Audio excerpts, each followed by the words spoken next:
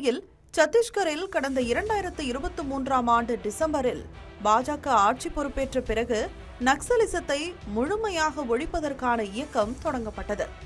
2 ஆண்டுகளில் பாதுகாப்பு படைகளின் நடவடிக்கைகள் தீவிரப்படுத்தப்பட்ட நிலையில் 2500க்கும் மேற்பட்ட நக்சல்கள் அரசிடம் சரணடைந்தனர். இதையடுத்து நக்சல்கள் மறுவாழ்வு கொள்கையை சத்தீஸ்கர் மாநில பாஜக அரசு செயல்படுத்தியது. அதன்படி நக்சல் அமைப்பிலிருந்து விலகி பொதுமக்களோடு இணைந்து வாழ விரும்புவோருக்கு பிரதமரின் ஆவாஸ் யோஜனா திட்டத்தின் கீழ் வீடு கட்டி தரப்படுகிறது.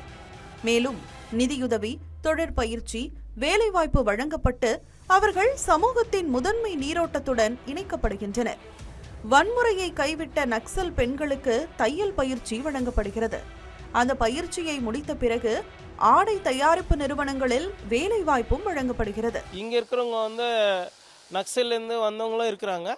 ஸோ இங்கே லோக்கலில் யார் பீப்புள் இருக்கிறாங்க அவங்களுக்கும் எல்லாம் வேலை கொடுத்துருக்கு. ஒரு 5-6 பேர் இருக்கிறாங்க நக்சல். இங்கே ஊனமுற்றவங்களும் இருக்கிறாங்க.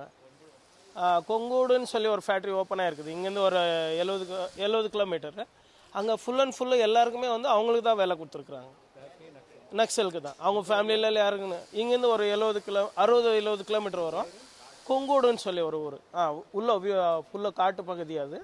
ஸோ அந்த பகுதியில் ஃபுல்லாகவே கார்மெண்ட் தான் ஃபேக்ட்ரி தான் ஓப்பன் பண்ணியிருக்காங்க. இங்கே ஒன்று ட்ரைனிங் கொடுத்து தான் ரெடி பண்ணுறோம். எல்லாருமே ஒரு மாதம் ட்ரைனிங் கொடுக்குறோம். ட்ரைனிங் கொடுத்ததுக்கப்புறம் பீஸு கொடுத்து தைக்க சொல்கிறோம். மேனேஜ்மெண்ட்டுக்கு தேவைன்னா மேனேஜ்மெண்ட்டுக்கு ட்ரைனிங் கொடுக்குறோம். ஹெல்ப்பருக்கு தேவைன்னா ஹெல்ப்பருக்கு ட்ரைனிங் கொடுக்குறோம். இது சிஸ்டம் ஒர்க் அது மாதிரி எதனா இருந்தால் அதுக்கும் ட்ரைனிங் கொடுக்குறோம். எல்லாம் ட்ரைனிங் கொடுத்து இது பண்ணுறோம் எல்லாமே. இடதுசாரி தீவிரவாதத்தை முற்றிலுமாக ஒழிப்பதிலும் உள்நாட்டு பாதுகாப்பை உறுதி செய்வதிலும் மத்திய அரசும் சத்தீஸ்கர் மாநில பாஜக அரசும் மேற்கொண்ட நடவடிக்கைகளால் சத்தீஸ்கரில் அமைதி நிலவுகிறது. ஆயுதங்களுடன் தலைமறைவு வாழ்க்கை நடத்தி வந்த நக்சல்கள் தொழில் கருவிகளுடன் புது வாழ்வை நடத்தி வருகின்றனர். நக்சல்களை சரணடைய செய்தது மட்டுமின்றி வன்முறையை கைவிட்டவர்களுக்கு மறுவாழ்வை ஏற்படுத்தியதன் மூலம் இடதுசாரி தீவிரவாதம் முடிவுக்கு வந்துள்ளது.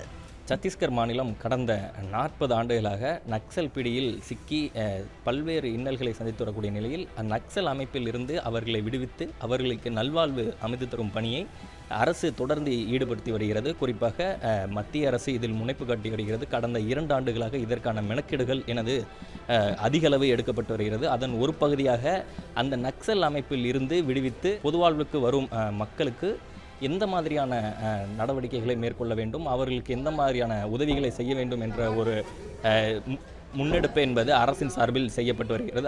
அவர்களுக்கு மறுவாழ்வு அளித்து பொது வாழ்க்கைக்கு அவர்களை கொண்டு வர வேண்டும்.